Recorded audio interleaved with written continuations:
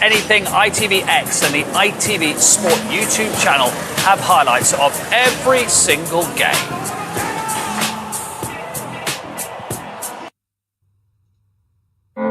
I've always considered myself to be a little bit savvy. Turns out, I'm not the only one. In fact, we're a right savvy nation. Cheers, Righty. For maintaining our motors so they're road ready and ensuring that your holiday plans fall into place. Every day, people around the UK are making smart moves with Go.compare. now that's savvy.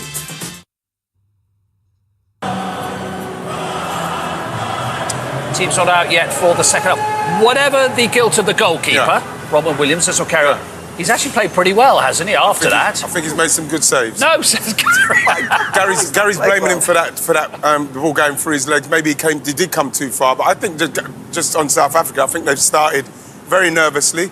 They do have a possession game, but I think Mexico knew that, and that's why they put them under pressure, and they scored a goal at the right time for them.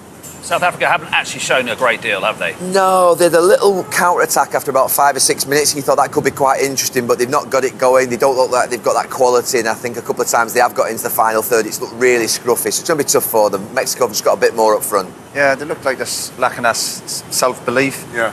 That quality in the top half of the pitch, but Mexico on the driving seat, they can even sit in when they want, get them on the counter-attack, but yeah, they're up against it. As John says, Quiñones is the top scorer in the Saudi League for Brendan Rodgers' team, more than Ivan Toney, more than Cristiano Ronaldo, 33 goals. Well, he took, you know what was good about the way he done that? He didn't try anything fancy, just put his foot straight through it. Whatever we're saying about the goalkeeper, where he was, came too far. Put his foot straight through it, because I saw Jimenez had a good chance before. He kind of came off his shin, just needs to do the same thing, go back to the basics, but he done very well with his finish. As John said, they've lost 2 out of 80-odd home games over the years. I mean, it's very, very hard to make a case for South Africa getting anything out of that, given how they've played and given that stat as well. Yeah, and plus, you know, they're not getting nothing from the front, nothing from Lyle Foster. I know, but we've seen it over the years, you know, stay in the game. Yeah. It's only 1-0 hang in there. There's definitely a bit of fighting, a bit of spirit. Yeah, they're lacking that quality, but stay in the game. It's 1-0. Absolutely, but nevertheless, a big opportunity for Mexico to start off with a win as we go back to Ali McCoist and John Champion in the Azteca. Welcome back to this stunning arena. Julian Quiñones goal. The difference between these two teams, the margin between them could, Ali, have been considerably greater.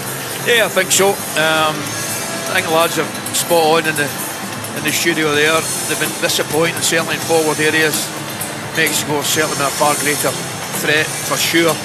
They just look as though they've got players that are sharper on the ball, they're cuter, capable of creating 1 or 2 chances. I mentioned the 2 boys that are playing in that kind of number 10, Gutierrez on the right-hand side and the goal scorer, Quiñones on the left. They've got a little bit of quality, so I think South Africa, all in all, can consider themselves a little bit lucky just to be 1-0 down. And away we go then, with South Africa in possession in a game that they themselves fairly publicly have said they regard as a bonus fixture. Anything they get is unexpected and therefore very welcome, but the meat of their World Cup campaign will come in subsequent games against the Czech Republic and South Korea.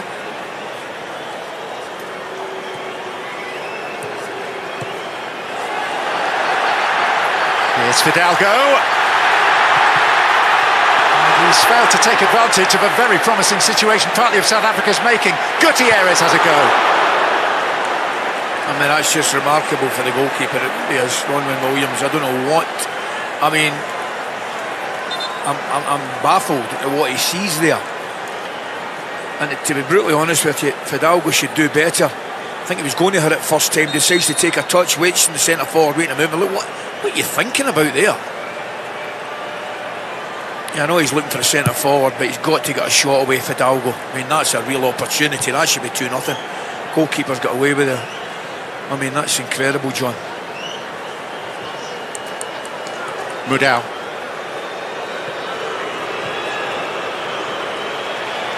Taken off his toe by Quiñones.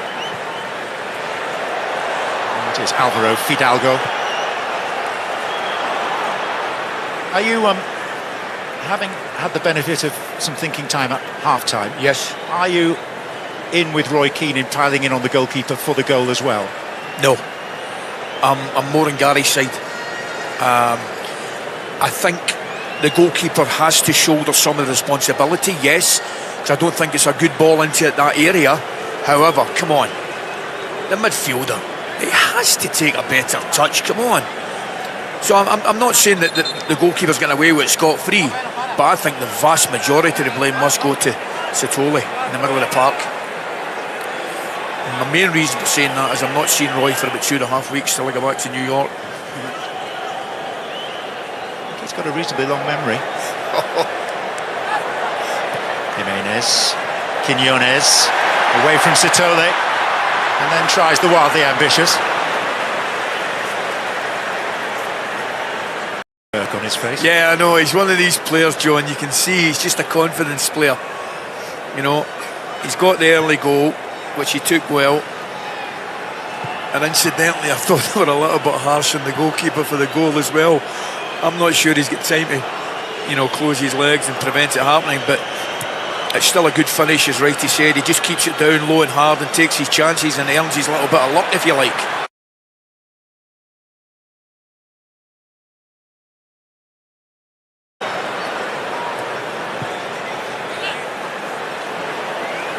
Mexico have played in more opening games of World Cups than any other nation.